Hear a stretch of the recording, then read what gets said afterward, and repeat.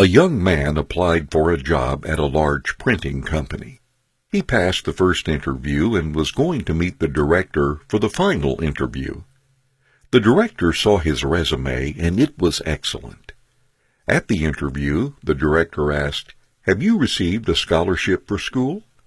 The young man replied, "No." "Was it your father who paid for your studies?" asked the director. "Yes," replied the young man. "Where does your father work?" asked the director.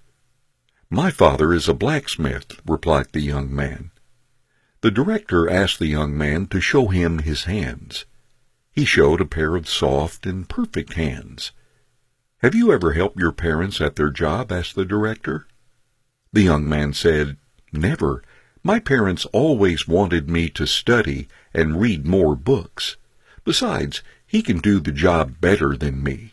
The director responded, "I have a request. When you go home today, go and wash your father's hands, and then come to see me tomorrow morning." As the young man felt his chances of getting the job were high, he decided to agree with him. When he returned to his house, he asked his father if he would allow him to wash his hands. His father felt strange, yet happy, and showed his hands to his son. His son washed his hands slowly. It was the first time that he noticed that his father's hands were wrinkled and had many scars. Some bruises were so painful that his skin shuddered when he touched them. This was the first time that his son recognized what it meant for this pair of hands to work every day to be able to pay for his studies. The bruises on the hands were the price that his father paid for his son's education, his school activities, and his future. After cleaning his father's hands, the young man stood in silence and began to tidy and clean up the workshop. That night, the father and son talked for a long time. The next morning, the young man returned to the director's office. The director noticed the tears in the eyes of the young man as he asked, "Can you tell me what you did and what you learned yesterday at your house?" The young man replied, "I washed my father's hands, and when I finished, I stayed and cleaned his workshop. Now I appreciate and recognize that without my parents, I would not be who I am today. By helping my father, I now realize how difficult and hard it is to do something on my own.